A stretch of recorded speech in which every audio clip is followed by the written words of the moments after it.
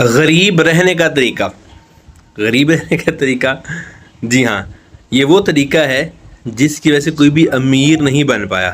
تو جب امیر نہیں بن پائیں گے تو پھر اس کا الٹ غریب ہی ہے۔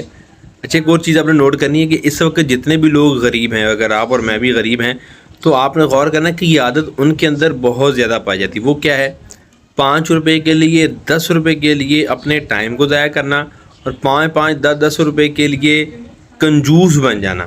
مثال دیتا ہوں میں آپ کو، بہت سارے لوگ ایسے ہیں جو کسی باٹا کی دکان پر، سروس کی دکان پر یا ایسی جگہ پر جائیں گے یہاں ریٹ فکس ہوتا ہے، وہاں جتنے کی بھی چیز ہوگی اتنے پیسے دے کر واپس آ جائیں گے۔ حالانکہ وہاں پر بھی تو کنسیشن کروانی چاہیے، بارگیننگ کرنی چاہیے، سنت پر عمل کرنا چاہیے، لیکن ہمیں پتہ تھا کہ یہاں پر ہماری دال نہیں گلنے والی۔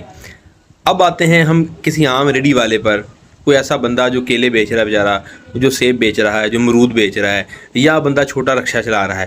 اب وہاں پر آ کر وہ بندہ جو وہاں پر 1 روپے کی بھی کمی نہیں کروا رہا، اس کے ساتھ پھڈا ڈال کے بیٹھ جائے گا۔ 10 روپے کے لیے جناب 10 منٹ ضائع کر دے گا۔ آپ سمجھیں کہ فروٹ والے کے پاس جناب بحث مباحثہ کرے گا، 20 روپے کٹ کرا کے سمجھے گا جناب میں پتہ نہیں کڈا بڑا پار ٹالیا ہے۔ تو غریب رہنے کی عادت یہ ہے کہ جہاں 5 10 روپے زیادہ دینے والے ہیں آپ کم دیتے ہیں۔ ہو سکتا ہے میری بات سے اختلاف کریں، لیکن ذرا سوچیں، اگر کسی نے آپ کو کہا کہ 100 روپے درجن ہے، تو کتنے لوگ ایسے ہیں جو کہتے ہیں کہ یار 100 نہیں، میں تمہیں 120 دوں گا، 6 چنگی بات ہی۔ بہت کم لوگ آپ کو ملیں گے۔ اچھا، اگر اس کا ریٹ ہی 120 ہوتا تو آپ کیا کرتے؟ اب وہ بندہ جو 100 بیچ رہا ہے وہ 40 روپے درجن بھی کر دے گا نا، تو ہماری عادتوں میں یہ شامل ہے کہ ہم 40 روپے بھی میں کہیں گے یار ویر کٹ کر لا، یعنی 50% ہم نے اس میں سے اڑا دیا۔ پھر وہاں ایسی کنجوسی کا اظہار کریں گے جیسے جناب ان پیسوں سے ہم امیر ہو جائیں گے۔ مجھے بتائیے، کیا کوئی بندہ یہ 10 روپے بچا کر، 5 روپے بچا کر امیر ہوا ہے؟ یہ ہو سکتا ہے؟ آپ کو کیا لگتا ہے؟